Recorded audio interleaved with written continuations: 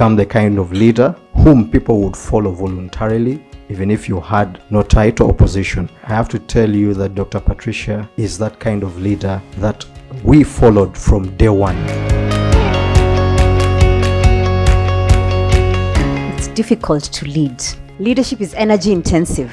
Leadership is a blessing. Leadership can also be a burden. As leaders in our own right, I guarantee there are some sleepless nights. Maybe these are not the challenges that you're talking about, but your challenges are valid.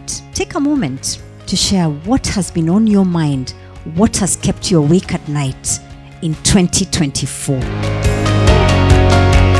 Demonstrate that retaining and engaging employees is the top priority of any chief executive. If you accept the call to leadership, ladies and gentlemen, you must be willing to be misunderstood, criticized, opposed, accused, and even rejected.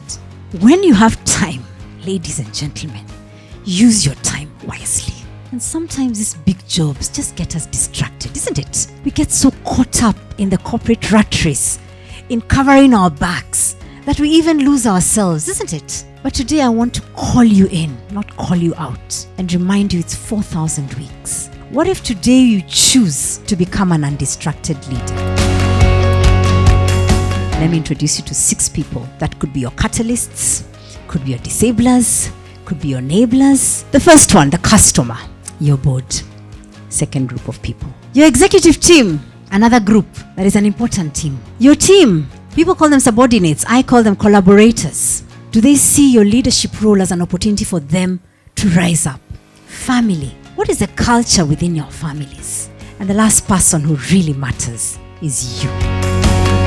Patrick Lencioni talks about the 5 temptations of a chief executive. We struggle with 5 temptations that are connected to the 6 people. Status over results, popularity over accountability, certainty over clarity, harmony over conflict, and invulnerability over trust.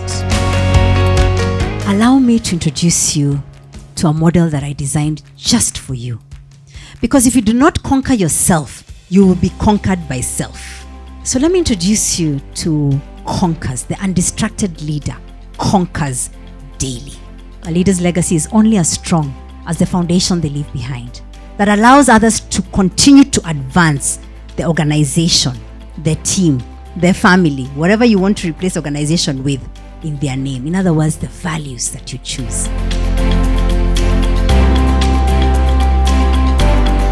So today we just had a beautiful session with Dr. Patricia, and one of the things that really stood out for me was her idea, of calling us back to self. So as a leader, do you know who you are? Because that is the foundation of your leadership capability. Auditing yourself, auditing how we use our time, making sure that we are the undistracted leader. I have been a DPP for the last almost 4.5 years, but there are some things that I think I was not doing right, and today in these 2 hours it has really set me thinking that there's some small little things that I have been ignoring that could actually impact on my leadership abilities.